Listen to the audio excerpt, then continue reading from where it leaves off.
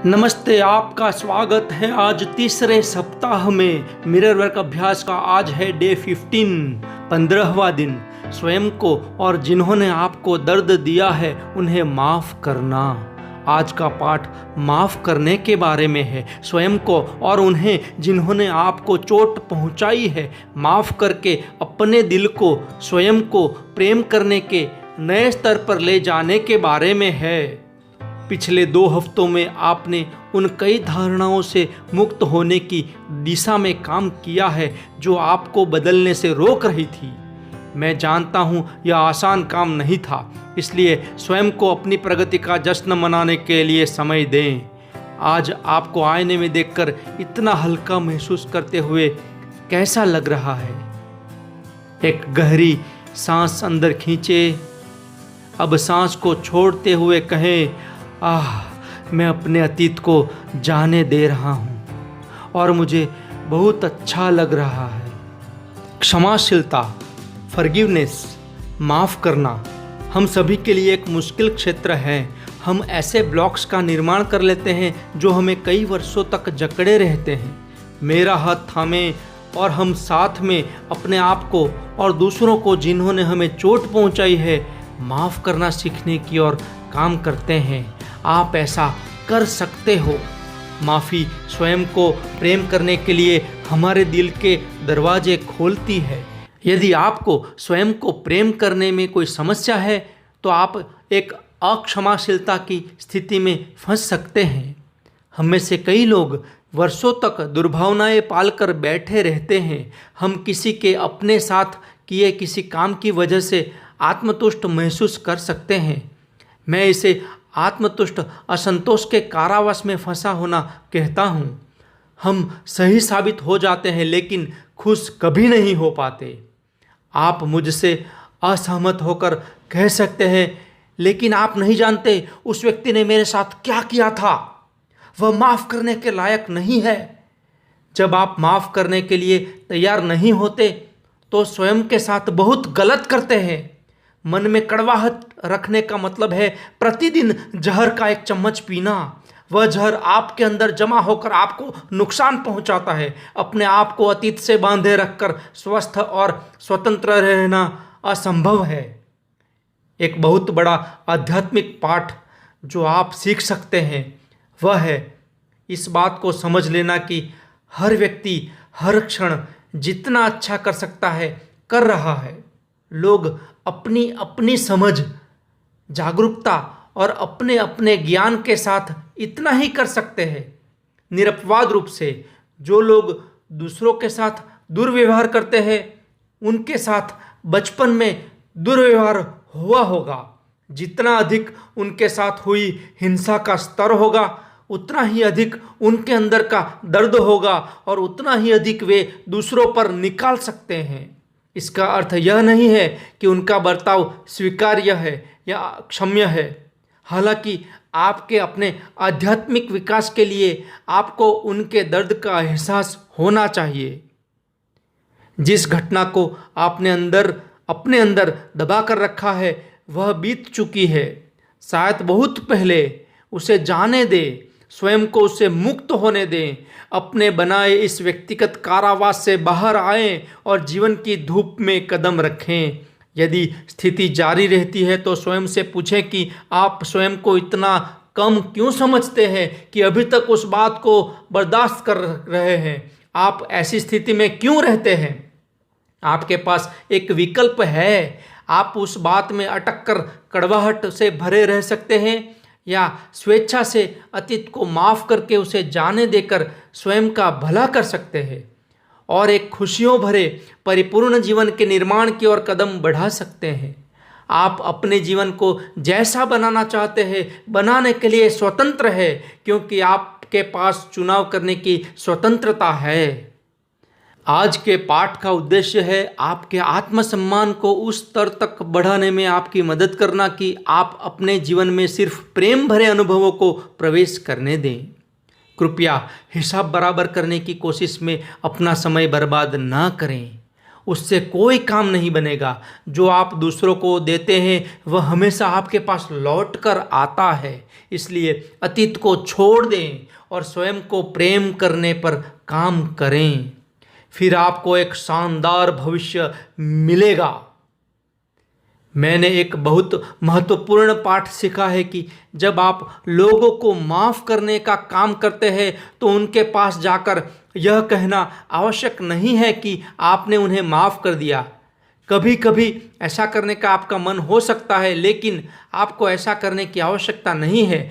माफ़ी में सबसे बड़ा काम आपके दिल में और आपके आईने के सामने किया जाता है। याद रखें, माफ़ी शायद ही कभी दूसरों के लिए होती है, वह आपके लिए होती है। लेखिका कहती है, मुझसे कई लोगों ने कहा है कि उन्होंने वास्तव में किसी को माफ़ कर दिया है और फिर 1-2 महीने के बाद उनके पास उस व्यक्ति का फ़ोन या ईमेल आया जिसमें उसने माफ़ कर देने की विनती की। ऐसा अधिकतर आईने के सामने माफ़ी का अभ्यास करने के बाद होता है।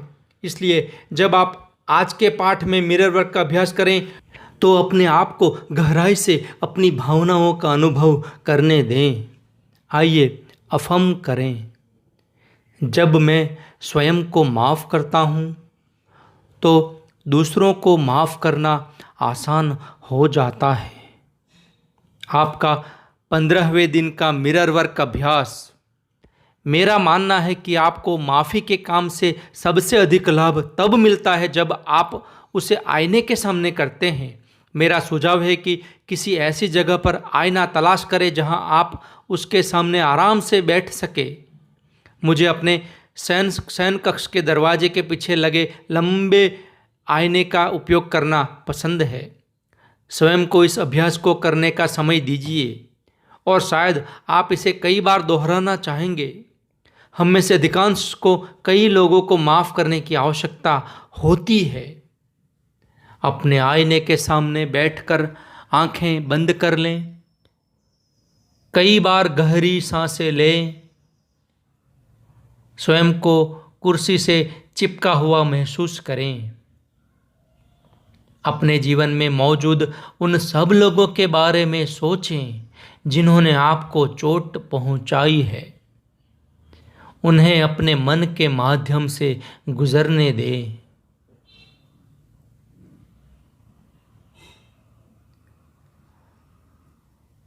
अपनी आंखें खोलें, उनमें से किसी एक से बात करना शुरू कर दें।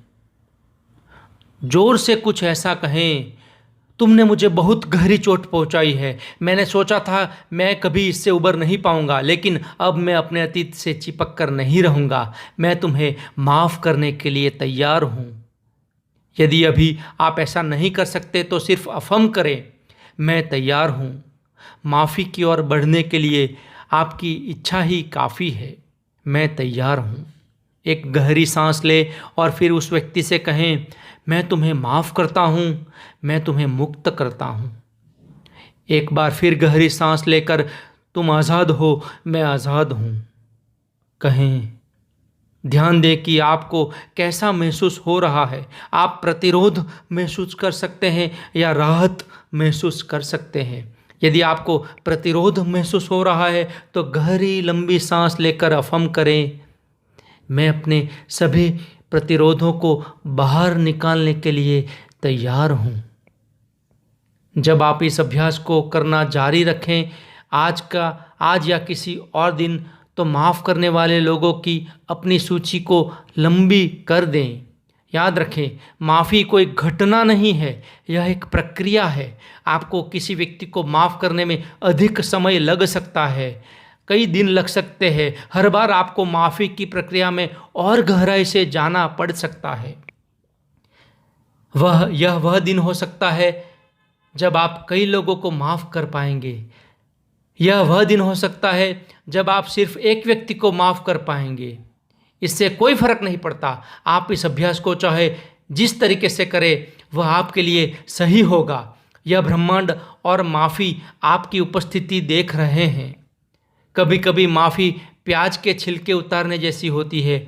यदि परतें बहुत सारी हो तो प्याज को 1-2 दिन के लिए अलग रख दें। आप बाद में वापस आकर एक परत को और निकाल सकते हैं। इस अभ्यास को करने के लिए तैयार होने के लिए भी अपनी सराहना करें। आप स्वस्थ हो रहे हैं, शक्ति आपके अंदर है। आपका 15वें दिन का दैनिकी अभ्यास, राइटिंग प्रैक्टिस। कोई हल्का सा संगीत चला लें, कुछ ऐसा जिससे आपको शांति और आराम महसूस हो। अब अपनी दैनिकी और पेन हाथ में ले लें और मन को भटकने दें। अतीत में जाएं और उन सब चीज़ों के बारे में सोचें जिन पर आप स्वयं से नाराज़ हैं। उन्हें लिख लें, उन सब को लिख लें। आपको पता चल सकता है कि आपने पहली कक्षा में अपनी पैंट गीली हो जाने से हुए अपमान के लिए स्वयं को अभी तक माफ़ नहीं किया है। कितना लंबा समय है उस बोझ को ढोते रहने के लिए। अब इस सूची को लें और हर बात के लिए एक सकारात्मक अफर्मेशंस लिखें। यदि आपने लिखा था मैं स्वयं को उस घटना के लिए कभी माफ़ नहीं कर पाऊंगा, तो आपका अफर्मेशंस होगा यह एक नया पल है, मैं जाने देने के लिए स्वतंत्र हूँ। याद रखें कि कभी कभी स्वयं को माफ़ करने से दूसरों को माफ़ करना ज़्यादा आसान होता है। अक्सर हम स्वयं में पूर्णता की अपेक्षा करते हैं और दूसरों से अधिक स्वयं के प्रति सख्त होते हैं। हालांकि अब इस पुराने रवैये से परे जाने का समय है। स्वयं को माफ़ कर दें, जाने दें, स्वयं को सहज और स्वतंत्र होने के लिए जगह दें। और अब अपनी दैनिकी नीचे रखकर बाहर चले जाएं, किसी बीच पर, किसी पार्क में या किसी खाली स्थान पर, और स्वयं को दौड़ने दें। जॉगिंग ना करें, दौड़े, उन्मुक्त बेतहाशा दौड़ें, कलाबाजियाँ खाएं, सड़क के किनारे उछलें और यह सब करते हुए हंसते रहें। अपने भीतरी बच्चे को अपने साथ बाहर ले जाएं और थोड़ी मस्ती करें। किसी के देखने की परवाह न करें। यह सब आपकी आज़ादी के लिए है। 15वें दिन के लिए आपका हार्ट थॉट, मैं माफ़ कर सकता हूँ। मैं जीवन के साथ एकाकार हूँ और जीवन मुझे प्रेम करता है और समर्थन देता है। इसलिए मैं स्वयं के लिए प्रेम भरे एक खुले दिल का दावा करता हूँ। हम सब किसी भी दिए हुए क्षण में अपना भरसक प्रयास कर रहे हैं और यह बात मेरे लिए भी सच है। अतीत बीत चुका है। मैं मेरे माता पिता या असंतोष का उनका प्रतिरूप नहीं हूँ।